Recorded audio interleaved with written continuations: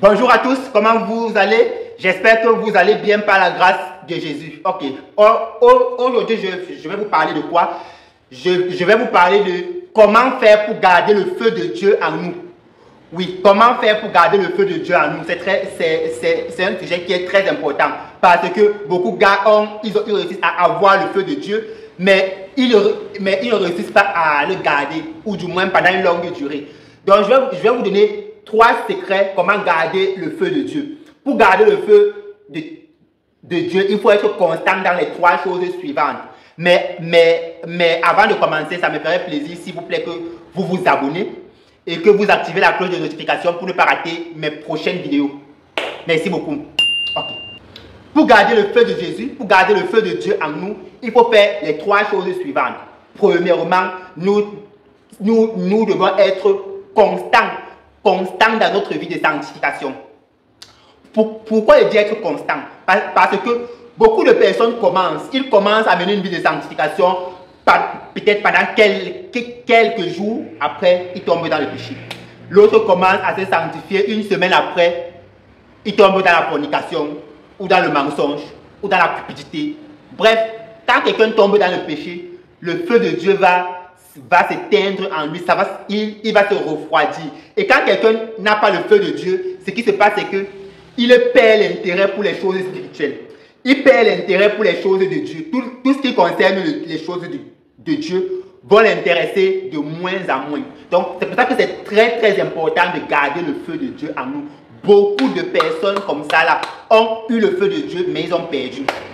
Moi-même y compris, il y avait un temps vraiment très compliqué. Mais je veux dire, si quelqu'un veut garder le feu de Dieu, obligé d'être constant dans la vie de sanctification, ce n'est pas facultatif. Par exemple, si tu cherches Dieu pendant une bonne période, jusqu'à une certaine quantité de feu de Dieu en toi, si tu tombes dans le péché, le feu de Dieu là va s'en aller. Tu vas commencer à perdre l'intérêt pour les choses de Dieu. Tu vas commencer à perdre l'intérêt pour les choses chrétiennes. Partir même à l'église va devenir difficile. Lire la Bible va devenir tellement compliqué. Ça va être comme un fardeau vraiment difficile à porter. Tout ce qui concerne les choses de Dieu, ce sera seulement le forcing. Ça veut dire tu forces. Tout ce que tu fais, tu forces seulement. Même pour faire une activité chrétienne, tu forces. C'est parce que le feu de Dieu, le zèle de Dieu, ça en est allé. Donc, très important, si quelqu'un veut garder le feu de Dieu en lui, il est obligé d'être constant dans la sanctification. Je me souviens par exemple de quelqu'un, d'une personne qui se bat à avoir le feu de Dieu, mais comme c'est quelqu'un qui vend au marché, après, quand il vend, il se trouve dans les situations où il manque. Par exemple, une personne vient lui demander que la marchandise que tu vends, c'est combien? Il dit que la marchandise, c'est peut-être 1000 francs. Je prends un exemple, 1000 francs. Quand il dit 1000 francs, la personne dit que non, je vais te donner 500. Il dit que non, ce n'est même pas le prix d'achat. Ça n'atteint même pas le prix d'achat. Or, la marchandise là, il a payé à 400. Et il dit que non, la marchandise là, je n'ai même pas payé ça à 500. Pourquoi? Parce qu'il ne veut pas vendre sa marchandise moins chère. Il se retrouve en train de mentir. Ou encore un autre cas, quelqu'un, par exemple, on lui demande que ta marchandise là, c'est de bonne qualité, ça va durer. Il répond que oui. Alors que lui-même, il sait que ce qu'il est en train de vendre n'est pas la bonne qualité. Il se retrouve donc qu'il est obligé de mentir. Il ment comme ça là, forcément, ça va éteindre le feu de Dieu. Soit alors quelqu'un est marié, par exemple, comme moi je suis marié là, et il se retrouve qu'il a les maîtresses dehors. Il a les maîtresses ici et là, les maîtresses, une ou deux.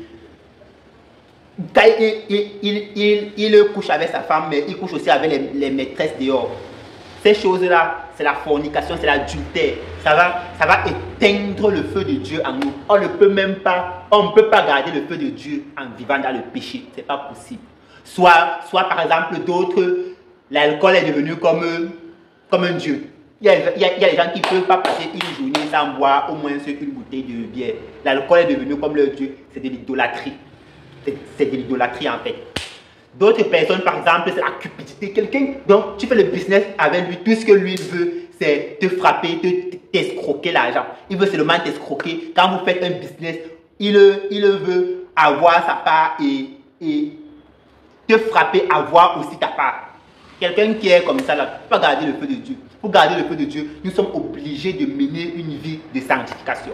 Donc, la première condition pour obtenir et garder le feu de Dieu en nous, c'est que nous devons mener une vie de sanctification. Nous devons être constants dans notre vie de sanctification. Ce n'est pas facultatif.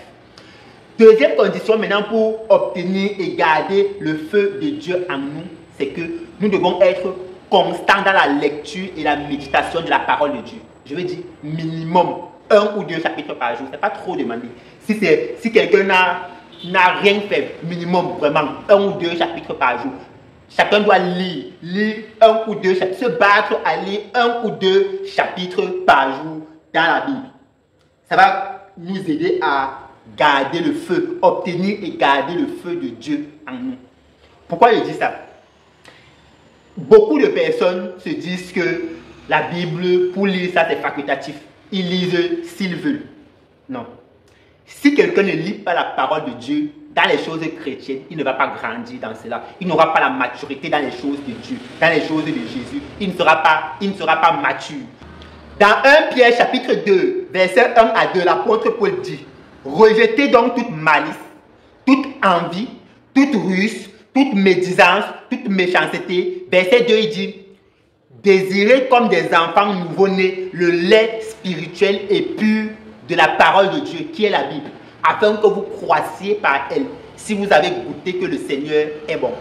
En fait, l'apôtre Pierre est en train de nous dire dans ce verset-là que si un chrétien ne lit pas la parole de Dieu, ne s'attache pas à la parole de Dieu, il ne va pas grandir.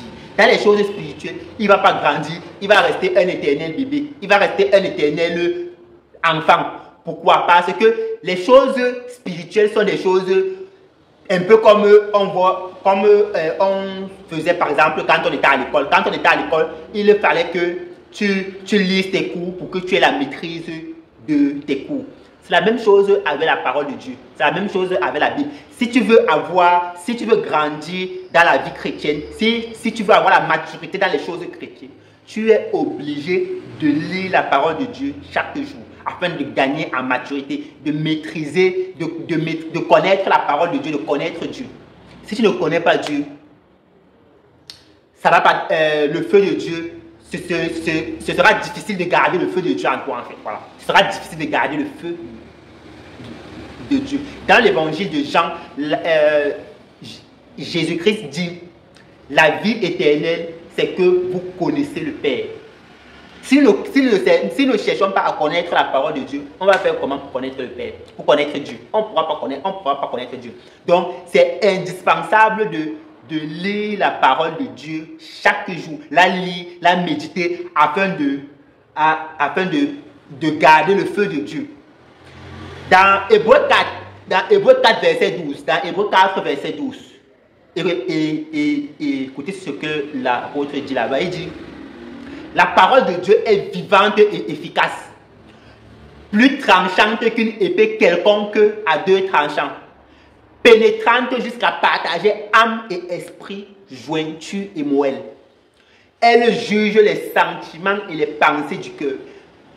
Ici, la Bible nous dit que la parole de Dieu est tellement efficace au point où elle est capable de séparer ce qui est inséparable, comme l'esprit et l'âme. C'est deux choses que, en fait, c'est inséparable. Mais la parole de Dieu est tellement puissante que la parole de Dieu sépare l'esprit et l'âme. Combien de fois garder le feu de Dieu? La parole de Dieu a donc la capacité de garder le feu de Dieu en nous. Elle a la capacité de nous faire obtenir le feu de Dieu et de le garder si on la met en pratique. Parce que dans Romains, il est écrit que ce n'est pas ceux qui écoutent la parole qui le mettent en pratique, mais ce sont ceux qui la mettent. Je me trompe en fait. La parole de Dieu dit dans Romains: ce n'est pas ceux qui écoutent la parole qui sont justifiés, mais ce sont ceux qui la mettent en pratique qui seront justifiés. Voilà. Donc, nous sommes obligés de lire, de méditer la parole et de la mettre en pratique pour garder le feu de Dieu. Très, très important. Donc, si quelqu'un veut garder le feu de Dieu en lui, il est obligé de garder, de méditer et lire la parole de Dieu chaque jour. Au moins 1 ou 2 chapitres. Voilà. Là, c'était le deuxième don. La deuxième façon, le deuxième procédé pour garder le feu de Dieu en nous. J'ai dit premièrement que pour garder le feu de Dieu en nous, nous devons être constants dans notre vie de sanctification.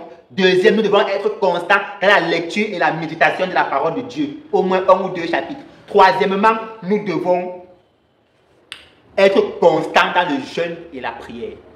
Très important. Pour garder le feu de Dieu en nous, nous devons être constants dans le jeûne et la prière. Jésus lui-même a jeûné. Jésus lui-même a jeûné, en fait, c'était pour nous montrer un exemple. Que si un homme veut garder le feu de Dieu en lui, il faut jeûner. Et Jésus a jeûné 40 jours, lui qui est Dieu. En fait, c'était aussi pour nous montrer un exemple, pour nous montrer le chemin à suivre. Que si lui qui est Dieu a jeûné, combien de fois nous devons jeûner, nous devons prier, nous devons jeûner, nous devons prier, nous devons jeûner, nous devons prier. Nous devons être constants dans ces choses, constants dans le jeûne et dans la prière, afin de pouvoir garder le feu de Jésus-Christ en nous. Très important. Si quelqu'un ne fait pas ça, je ne sais pas comment est-ce qu'il va faire pour garder le feu de Dieu. Si quelqu'un n'est pas constant dans la sanctification, si quelqu'un n'est pas constant dans la lecture et la méditation de la parole, si quelqu'un n'est pas constant dans le jeûne et la prière, il ne peut pas garder, je dis impossible de garder le feu de Dieu, impossible de garder le feu de Dieu. Si cette vidéo t'a édifié, si tu as été béni, abonne-toi et active la cloche de notification pour ne pas rater les prochaines vidéos qui seront disponibles d'un moment à l'autre. Que Dieu te bénisse au nom de Jésus-Christ. Amen.